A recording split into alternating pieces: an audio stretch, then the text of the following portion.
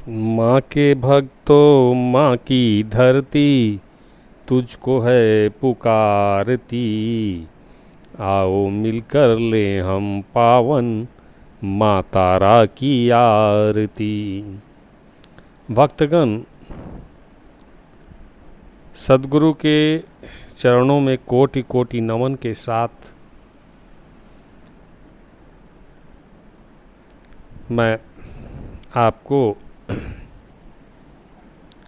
बता दूं, साधन और आराधन के लिए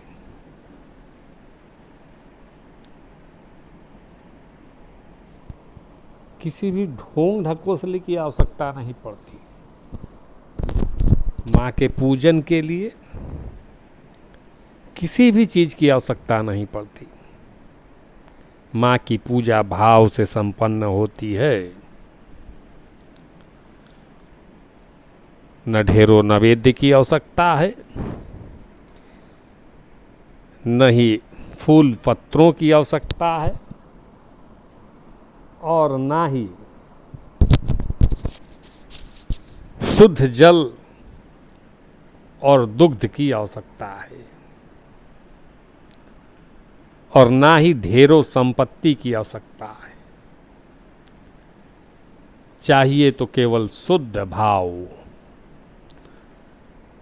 माँ भाव से प्रसन्न होती हैं, और भाव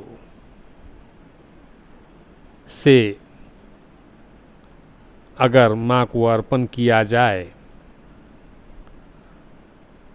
तो बिना हाथ में फूल रहे भी बिना हाथ में फूल रहे भी माँ को पुष्प भाव रूप से अर्पित किया जा सकता है। माँ को नैवेद्य भाव रूप से अर्पित किया जा सकता है।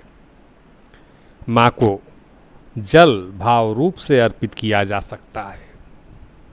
या कहें, जो भी हम माँ को चढ़ाना चाहते हैं या समर्पित करना चाहते हैं, भाव से समर्पित किया जा सकता है।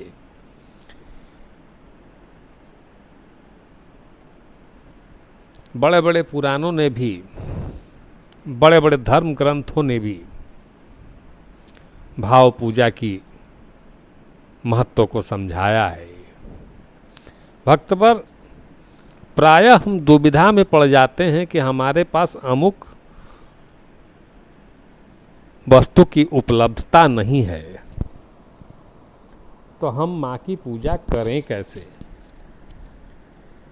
भक्तवर, जब सब कुछ हमें माँ से प्राप्त हुआ है, सब कुछ हम माँ से प्राप्त करते हैं, माँ भवतारिणी से प्राप्त करते हैं, माता रानी से प्राप्त करते हैं, भगवान शिव से प्राप्त करते हैं, तो हम उन्हें क्या चढ़ा सकते हैं।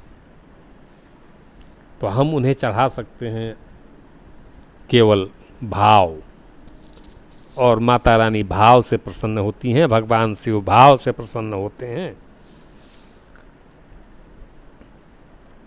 यदि नैवेद्य से प्रसन्न होते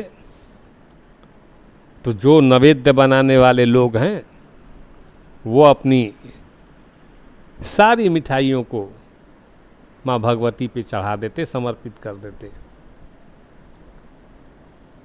अगर दूध से प्रसन्न होती माँ, तो गौएं जो आपको दूध देती हैं वो स्वतः जाकर माँ के सामने समर्पित हो जाती। भक्तवर, आपका भाव ही आपको ऊंचा उठाता है। आपका भाव ही आपको समर्पण के लिए तैयार करता है। अपने सद्गुरु पर विश्वास रखिए, माता रानी पर विश्वास रखिए, और दुनिया के जिस कोने में हैं, जहाँ भी हैं, हाथ जोड़कर उनसे प्रार्थना कीजिए। यही माँ की सच्ची पूजा है। माँ का स्मरण और चिंतन ही सच्चा भाव है। उसके लिए किसी आडंबर की आवश्यकता नहीं, किसी वस्तु की आवश्यकता नहीं, किसी विशेष चीज की आवश्यकता नहीं। जब सब कुछ उन्होंने हमें दिया तो हमारी क्या औकात जो हम उन्हें उनका दिया हुआ समर्पण कर पाएँ। हाथ जोड़ के उनके समक्ष खड़े रहें, यही सबसे बड़ी साधना है, सबसे बड़ी आराधना है, सबसे बड़ी सेवा है।